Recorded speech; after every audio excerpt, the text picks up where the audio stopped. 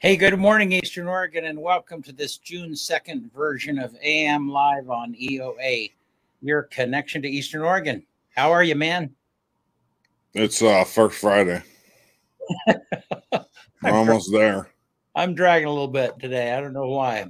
Didn't sleep very well last night, but I think you thought I was dragging too. Yeah. Well, I was good. Once. I was good. Yeah, you were good.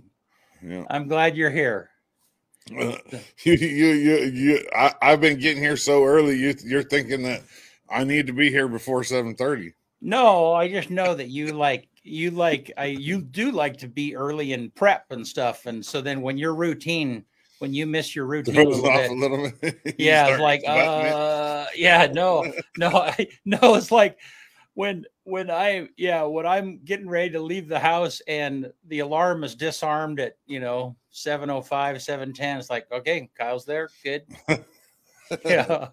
And then when I get here and the van's already here, I'm checking my phone to make sure I'm not late. Like, have we already started? We are. Yeah, that's right. Yeah. Oh, well, hey, how are things? Well, that's great. Getting ready to go to Salem tomorrow. That's for the guys. Tell people. Well, let's baseball. Let's do sports thing. Let's just do it. Yeah.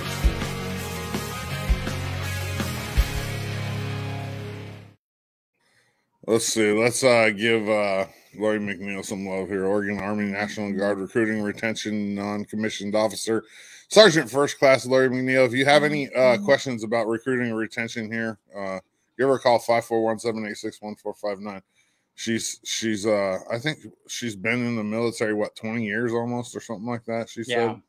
Yeah. And she's one of the few, like when she started, she was one of the few female recruiters in the state. Mm-hmm. So yeah, if you have any questions about recruiting or retention, give her a call. Yeah. Let's see. State baseball playoffs. State championship is on Saturday at 1:30. We're going to be playing. It's a rematch. We're playing the same team we played in the state championship last year, Hidden Valley. We unfortunately last year we lost on a walk-off grand slam. Oh man. In the bottom of the 7th. Yeah, we were up and bases loaded, and we give up a grand slam to lose the state championship. So hopefully the outcome's a little different this year. The teams are very similar. Like a lot of the kids are the same, like that Hidden Valley has their one pitcher that's an Oregon State commit that throws low 90s. That's tough to hit. And, we have our same guys. And, I think we're on like a 23-game winning streak. We haven't lost a game in Oregon this year. Like we lost one game this season, and it was in Arizona. Wow. And this Tiger baseball team is tough. The girls bowed out of the state tournament a couple days ago. They lost to Cascade in Turner 5-3 in the semifinals. What a season for them too. I mean, Cody had those girls rolling, and I think Kinsey Bowen, she hit a home run in her last game, and there's a picture. Cody's wife posted it, Tish, and it's him hugging her, and he has her last high school home run ball in his hand. Oh, cool. Because she hit her 12th home run of the season in that game, and she's an Oregon State commit. EOU, they had the Mounting Awards last night. I'm not going to talk about all the awards, but I'll just talk about the big ones. Team of the year was shared, which I think deservingly. Softball, which they broke the school record. They had 43 wins. They went to the national tournament, and they most definitely deserved it. And then men's wrestling, who won the CCC title this year. They had 2 All-Americans. They had a great season as well. Dustin Azure, coach of the year, who's the wrestling coach up there. And then male athlete of the year, TJ Davis. I mean, pretty simple.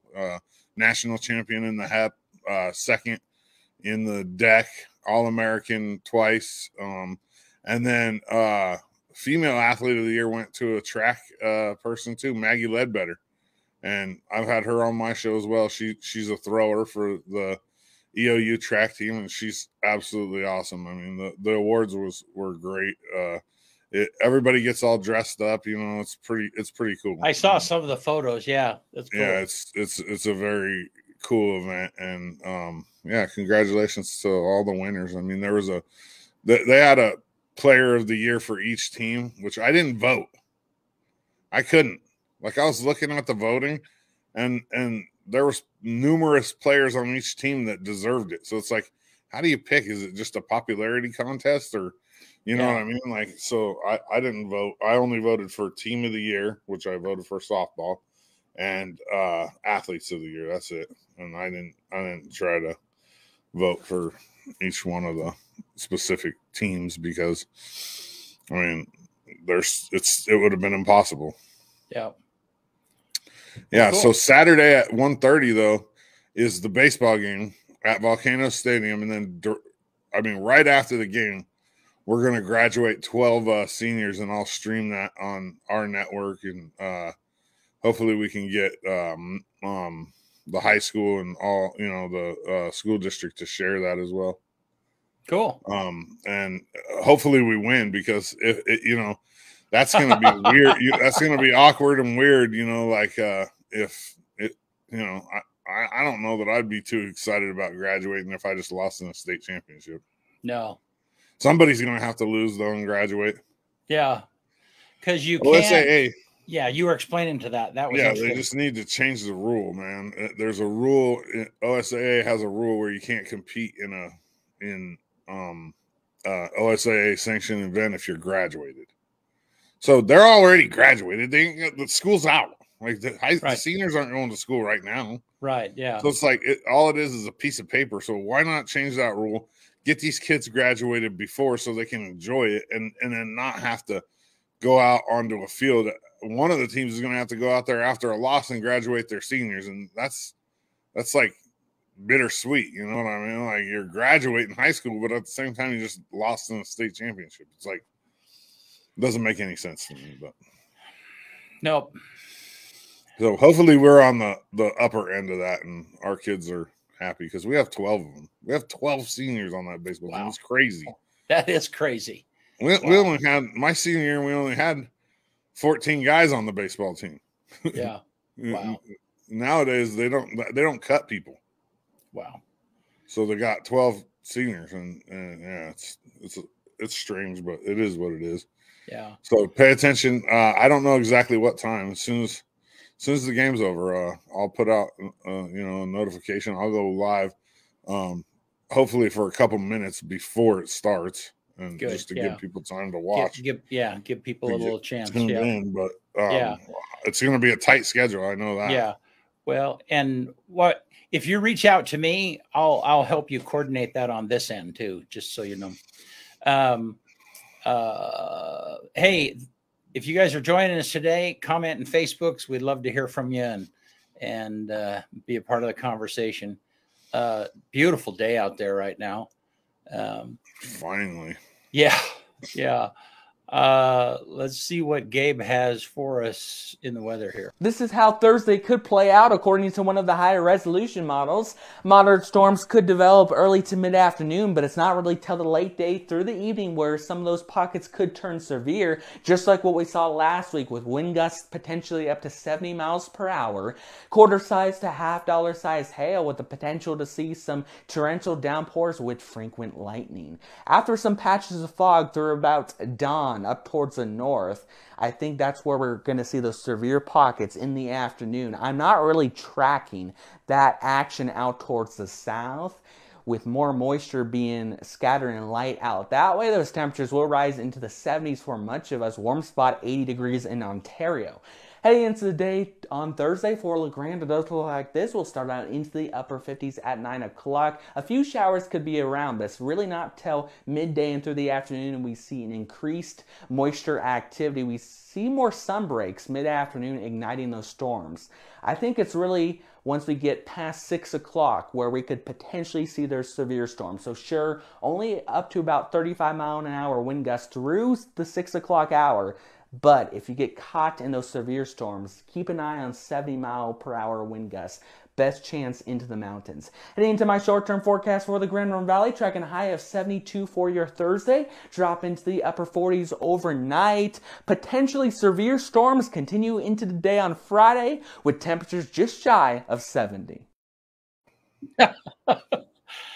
Yeah, there goes our nice weather. Yeah. Yeah. Of course. We can't just enjoy it.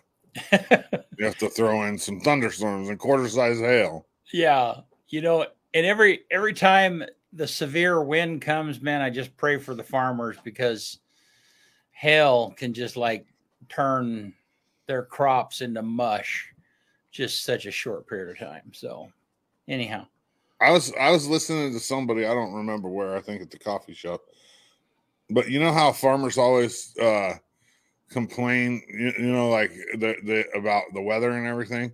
Somebody was telling me that it's all a bunch of BS. Like, they all have insurance and they still get paid. They still make. Yeah, that's not the case. No. No. Yeah. They don't have crop insurance. There's no such thing. It's just not a. It's not a. You can't insure.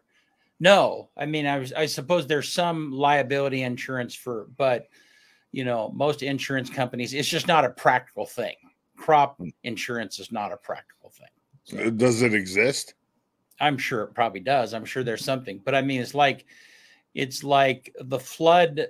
I mean, you know, we did a video on that flood in 2019 that affected Grand Ronde Valley pretty severely.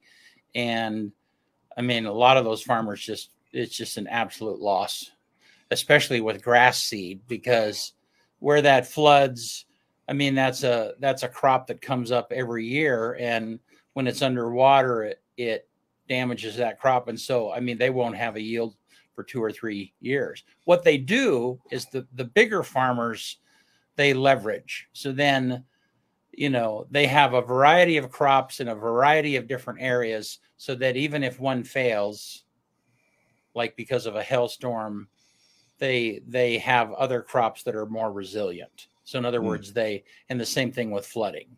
So they might have lower level property that might get damaged, but they try and leverage their risk by having other crops in other areas. We should have a farmer on and ask him.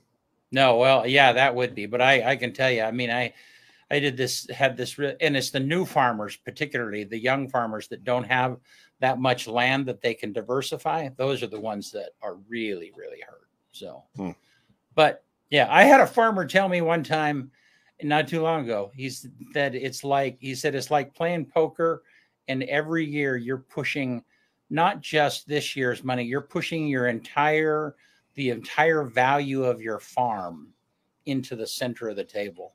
And the person that I was talking to is a pretty reliable person, and they said that all farmers say that. Yeah. But they have insurance. Like, farmers are, and he also said that farmers are the richest people in the valley, like, which they probably are. I mean, well, honestly. Rich is if you're just valuing the land and not valuing the risk. Yeah. So we should have a farmer on. Yeah. See. I know lots of them. I'd love that. I mean, that's a good conversation. Let's have it. Well, why don't I let you introduce our guest this morning? Oh, you want me to introduce her? I do. Yeah. Well, okay. So she's the what? She's the front desk manager at Hot Lake. And she's also like the event coordinator now for Chamber of Commerce. And she's the former EOU lacrosse coach. I call her Coach P. I'm going to keep calling her that. But Monica Plut. Hi. Hi. Hey, we're glad you're with us today. Thanks so much for having me. Well, good. We're glad that you're here. And right now you're out at Hot Lake and you're in one of the pubs, right? Yes, I am. In our thermal pub. It's open Thursday through Sunday. Cool. And we've had Mike.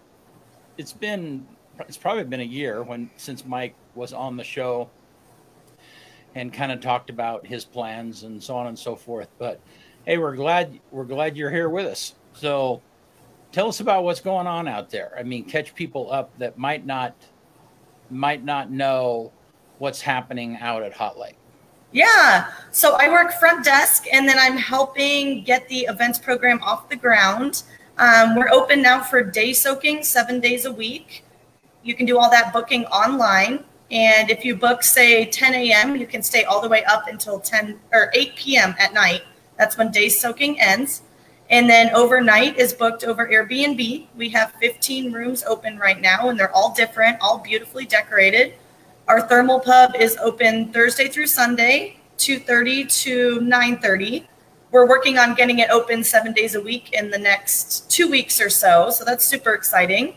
And then we have second run movies Thursday through Sunday as well. They're $5. You can go to the pub, get food, get drinks, bring it into the movie theater. The sound in there is amazing. They've done a great job. Nice. Yeah. And you can take your alcohol and food throughout the entire facility. Yes. Yeah. Mm-hmm. Yeah. So that's very cool. Let's talk about the main thing that we're the sip shop repeat. That's today, right? Yes. So I also work part-time at the chamber. I'm the social media manager and events coordinator over there. And we came up with an idea to get, downtown buzzing a little bit, also including everyone in the county, because it's bigger than just LeGrand, right? So we have the Sip Shop Repeat Local.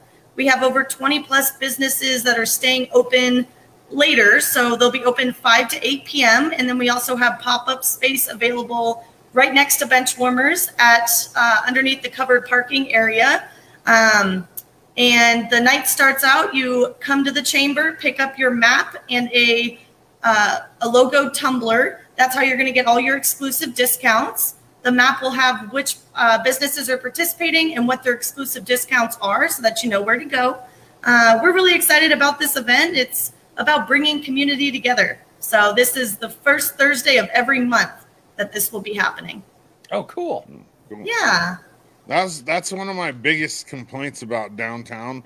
When my kids were here during spring break, and they wanted to go to all the little local shops, and we went out on a Friday at 4:00, and nothing was open.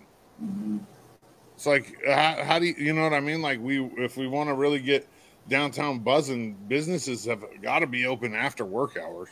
Yes, that was kind of our thought on this, and then we didn't want to do it Friday because once the weather gets nice, whenever it gets nice, people are going to want to hit the camping trails and go hiking and all that kind of stuff. So we wanted to pick a good day to have an opportunity for people to come out and support local. Yeah. Let's talk a little bit about your transition from your coaching job into these new jobs. What's that been like? It's been crazy. I'm still involved in lacrosse. I reffed a couple tournaments. I'm even thinking about getting trained into either the club sport, college level, or even NAIA. I'm also going to Ireland in August, to help with the World Lacrosse Games over there. So I'm still staying involved. I'm still doing my coaching trainings, just in a different capacity. I don't want to have lacrosse be not something fun anymore. I want it to be something that I'm still passionate about. And I even thought about starting a program here, a youth league. I love having kids fall in love with the sport. That's where my passion lies. So still excited to be involved with the sport, but also come back to my hospitality roots and get back into that sort of thing. Yeah, before you really got into coaching lacrosse, you've done quite a bit of hospitality stuff, right? Yeah, so I worked at the Hyatt Regency in downtown Lexington.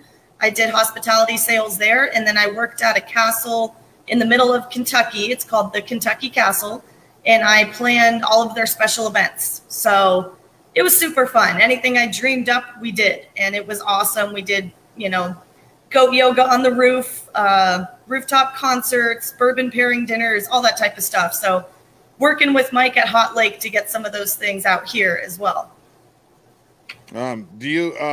So tonight, the pop-up tent, people can just go there and purchase this tumbler? Like, explain a little bit more on how that works one more time for me. Yeah, so they'll come by the chamber office, 207 Depot Street, and they'll buy their logo tumbler. It's a white tumbler with our logo on it and our sponsor, Horizon Credit Union. And then they'll also get a map of who's open, who's staying open, who's participating, what their exclusive offers are. And then they're able to go roam around and go see everybody and help support. Nice. Very nice. Did you watch the Mountie Awards? I did not. No, I was busy getting ready for tonight. Do you know who got Lacrosse Player of the Year? Kiana, of course. Yeah, my favorite. Proud of her. She's amazing. Yeah. I didn't talk about all the players of the year, but yeah, the Lacrosse Player of the Year was Kiana. Yeah, that was kind of cool. Yep. Definitely well earned. She's a great one. Yep. Doddsy, have you ever played lacrosse?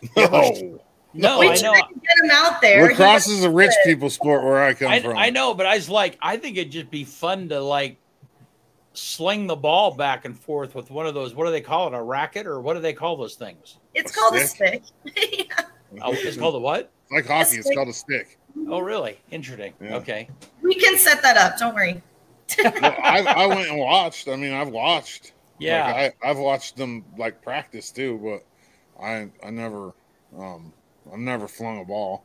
No, I think a youth league is a great idea because that's how you build sports is you get kids hooked on it when they're young. Yeah, you know. Well, and I went into the LeGrand High School. LeGrand Middle School's been teaching it for 10 years, 15 years. I talked to their PE teacher about it, and we walked past and saw them playing, and I was amazed. And then I also went out to Elgin, taught a couple PE classes out there. So I still plan on doing that. I still want to get the community involved in growing the game. That's super important. And I think it'll down the line help the college program because then you can recruit right from LeGrand rather than trying to reach out to all these other places. Yeah. Well, because lacrosse isn't like super popular in like rural settings, right? Not at all. So it's like it's not even really grassroots. Right. Right. But that's kind of like how soccer was, I don't know, 30 years ago, you know. So, yeah, I tell you should also reach out to the Parks Department in LeGrand. They're very active in those kind of things. Yeah. I've talked to Stu, so. Yeah, he's a machine. So, yes. Yeah. He's a goofball is what he is. You should see old Stu at a football game. It's a sight. It is a sight. So there's also one more event I wanted to talk about. Yeah. So our first public event at Hot Springs is Alkamadi, which is Casey and Mandy are playing live music here Saturday at 6 p.m. Super excited to get them out here and to kind of get events off the ground. So everyone should come out. We had a retreat out there. I'm the president of LeGrand Main Street, and we had our annual retreat out there in the atrium, and just what a beautiful space. I mean, I just love what Mike has done. Mike and his wife have done with the place, and you know, he's a real visionary. He took me into the theater, and I mean, he gave me kind of the whole tour in preparation for that event. But yeah, there's just a lot of cool things going on. I mean, he talked for a solid hour as we were walking from one place to another, to another, to another. So there is a lot of restoration and exciting projects that are going on. I mean, it seems like that building has, I think you told me 88,000 square feet. Maybe it's more than that. I can't remember, but I mean, it's got to be more than that. But anyhow, just an enormous amount of space. Absolutely. And we have plans on multiple pubs, restaurants. I mean, lots of things down the road. So super exciting to be a part of. And yeah, Mike, if you talk to him, seeing his vision, like you're saying, is just, they've done an excellent job. before I started working here, my fiance and I stayed here 8 different times. That's how I got to know them. And okay. I said, hey, you know, I'm looking to transition. You should hire me. Here's my experience. And they kind of loved it because they didn't have to train me on all the things because I stayed here so much. I knew it, you know. I'll tell you what, that building's changed a lot in 30 years. Mm-hmm. Were you one of those kids who snuck in? Yes. I stayed the night out there, of course. Oh, yeah. Whoa, that's wild. Yeah. It was a little bit creepy. Don't get me wrong, but there's nothing like people say, you know, none of the weird stuff happened. Like, and I stayed the night out there in 1997 when it was like, right. It was pretty run down. And there, I mean, love staying here. The rooms most that of they it was pigeons. Pigeons, yeah. Yeah. Yeah. We absolutely love it. And I swear their beds are the most comfy beds I've ever slept in. I don't know what they have, but it's awesome. Cool. And if people want to spend the night, does the soaking come with that? I mean, maybe talk a little bit about that. Yeah. So if you're an overnight guest, you're able to soak whenever you want. Okay. I highly suggest sunrise and sunset, but even just being out there under the stars is amazing. We have outdoor fire pits going, and it's just a really cool atmosphere. But yeah, you're able to wake up at 3 a.m. if you want and come out and soak. Wow. But if you're on a day pass, you can only soak till 8. Till 8, yep. So that gives the overnight guests that exclusive time as well. And then how much is the day pass for soaking? And again, how do people get those passes? Day pass soaking is $20.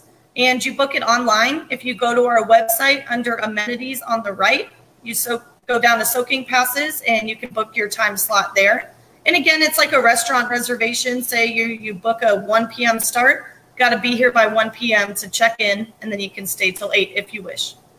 Okay. Cool. And the tubs, if people have not seen pictures of the tubs, which I know there's some billboards downtown that Mike's doing and stuff. The tubs set right on the edge of the little lake right there. Yes, of Hot Lake.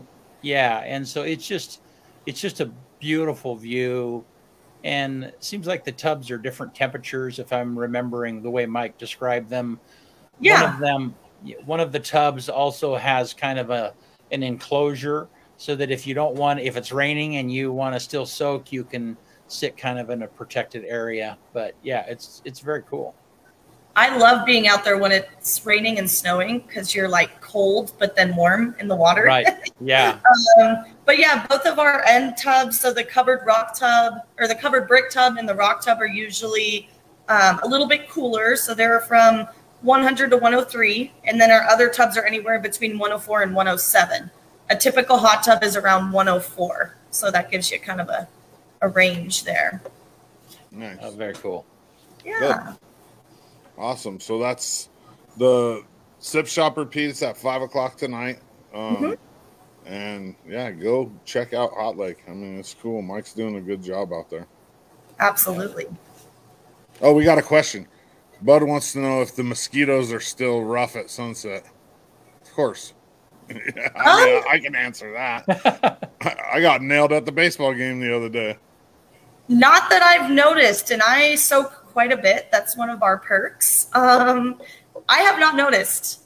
I think there's plans of maybe planting some natural plants as well to get rid of the mosquitoes, but I have not noticed. I don't know. You'll have to come check it out and see. Yeah, Bud, go out there and check it out. Go do a little soak. All righty. Well, thank you, Monica, for jumping in with us this morning. Yeah. Absolutely. Sorry I couldn't be there, but working both jobs.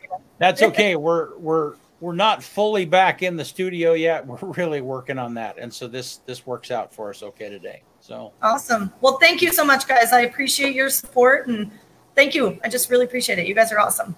Yep. Good. Have a good day. Talk soon. You too. Bye. Let me answer this question from Jackie real fast. Okay. So she says, thank you, EOA Live, for excellent sports coverage, engaging conversations, and informative updates. I know a lot of parents who would appreciate hearing about opportunities for children and youth this summer. Jackie, we put out a news roundup Monday, Wednesdays, and Fridays at 6 and there will be all kinds of that information in that throughout the summer. We focus on events and stuff that's happening around Union County and Eastern Oregon. So Monday, Wednesday, Fridays at 6 o'clock. And Bud says he stayed there 3 years in a row. That's cool. Cool. Yeah. No, and again, Stu Spence. I mean, we just have so many. Stu he's the head of the Parks Department, and the Parks Department really is very active in filling the gaps. Having a summer program and a summer activity program, and I'm thankful for the people in the coaches, the programs. I mean, all of those opportunities that kids have to be active and plug into a sports team or to develop a skill that they don't have, or, that's what makes a small town what it is. Yeah. LeGrand does a pretty good job of that. Like, it's different. When I was a kid, it wasn't near as, there wasn't near as much involvement. It doesn't feel like, and it's changed. I mean, the culture's changed, and now we have, you can see it. I mean, you can see it in the sports teams. You can see it in, all the activities. Choir team win a state championship, or the choir win a state championships.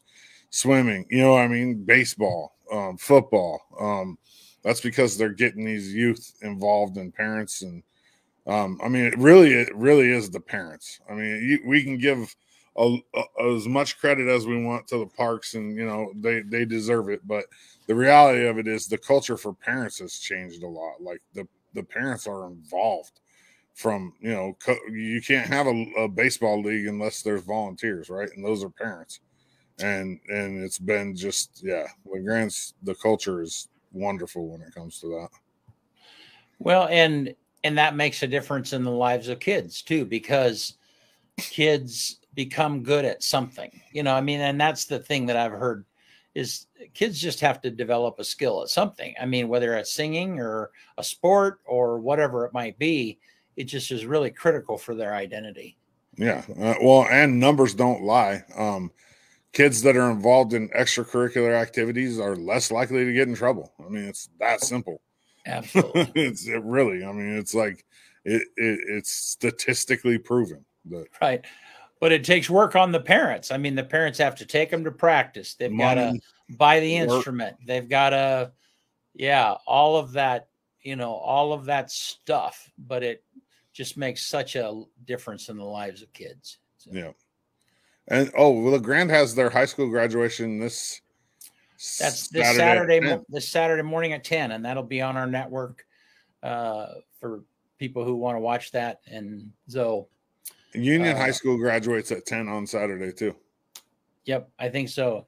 Normally, North Powder has their graduation in the afternoon on the same day.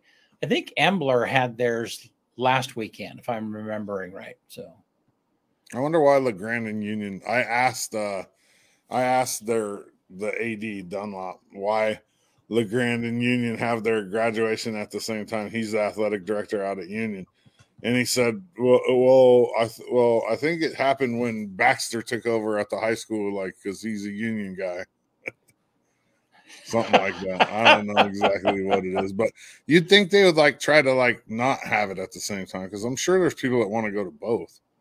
Man, I've been doing high school graduation, the LHS graduation, for probably 8 or 10 years. It's always been on Saturday at 10 o'clock in the morning. I can't speak for. It wasn't when I was in high school. What time was it? When was it? Later in the afternoon. I don't remember exactly when, but it wasn't at 10 o'clock. Yeah. I remember it being hot. So I think it was 1 o'clock or 2 o'clock in the afternoon, maybe 3. Actually, probably 3. Huh. I remember it being hot. Well, and maybe that's why they moved it, is because because of the temperature. I don't know. Yeah. But it is what it is. So. Yep. All righty, man. Well, you want to get us out of here? Yeah. Short on this day. On this day in 1780, May 2nd, 1780, William Herschel discovered the first binary star, Ursa Majoris. What's a binary star? Yeah, I mean, we'd have to look that up. That's outside. That's above my pay grade. I'm not an astrologist. Let's look it up real fast, though. May as well, right? Yeah. Binary star. I have no. I mean, two stars orbiting a common center of mass. The brighter star is the primary star. So I guess, I mean, it's a system of two stars that are gravitationally bound to and in orbit around each other. Oh, interesting. They're seen as a single object to the naked eye, and you often notice that it's two separate stars through a telescope. Oh, interesting. So they're kind of like visual binaries. They do like a do-si-do then. I mean, they're basically, yeah. They're rare. And so, the first one was discovered by William Herschel in 1780. In 2011, on this day, Osama bin Laden was killed by U.S. Special Forces in Abbottabad, Pakistan. 2011. 2012, on this day, a pastel version of The Scream. Have you ever seen that painting? It's like that weird, like it's like a person. It's a character, and it's like very colorful, and it's like screaming, basically. Edvard Munch, it sold at auction for $119,922,000 for one painting. Wow. 2019, on this day, a drone delivered a kidney for a transplant surgery in Baltimore, Maryland, for the first time ever. A drone delivering a body part for a transplant. Wow. 2019. Like, you just look up in the sky and there's a drone flying with a kidney. Well, what I'm running through my head, I mean, I'm a drone pilot, a commercial pilot, and it's like risking something so valuable. I don't like putting cameras on that kind of stuff. Yeah, there's like a human kidney on a drone just flying. Right. Yeah. I think eventually, like, everything would probably be delivered by drones. Why wouldn't it be? Well, I'm sure it would be, but in 2019, that is remarkable. Yeah. We're sticking to movies for our list because songs are still, I mean, it would just be repeats. So the number one movie 20 years ago on this day in America was Spider-Man. The first Marvel Spider-Man that came out, Tobey Maguire. Number one movie in America. Did you watch? Have you seen the latest Spider-Man? Yeah. I did too. I mean, I finally just did, and with all three of the Spider-Man. It was very cool. It was different. I mean, I didn't mind. I try to save all those movies for when my kids are here. Yeah. So I watched it with the grandkids. It was funny because they're like, "You haven't seen?" They had seen it, and then they started to tell me about it. Like, no, you gotta let Grandpa just discover it. Yeah, it was good. Quote for the day. I never think of the future. It comes soon enough. I never think of the future. It comes soon enough. I think that's Einstein, but it didn't say that. So I'm not going to say it's a direct quote from him. Maybe somebody just slapped, the internet. Who knows? It's just like, they could say that sounds like something Einstein would say and put his picture with it. Yeah. It's like that Abraham Lincoln one that talks about the internet. Oh, it's like there's no way Abraham Lincoln. Have you ever seen that? I don't think I have. Hang on. Yeah. I'm gonna pull it up. Yeah. Wow, he really was amazing if he was commenting on the internet. Yeah, this one it's quite common. Let me find it.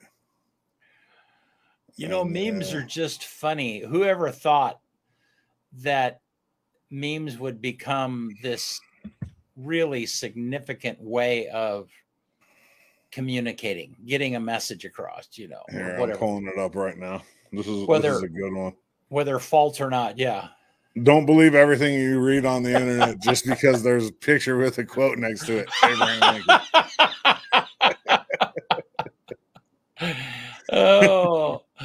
Oh man, there's truth there.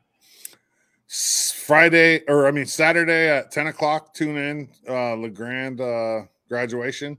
And then, like I said, it'll probably be right around 4, I would imagine, maybe a little later, for the 12 baseball seniors graduating. And I'll try to do a couple posts during the game too. I'll go live at least once during the game and give an update on what's going on with that state championship. 1:30 p.m.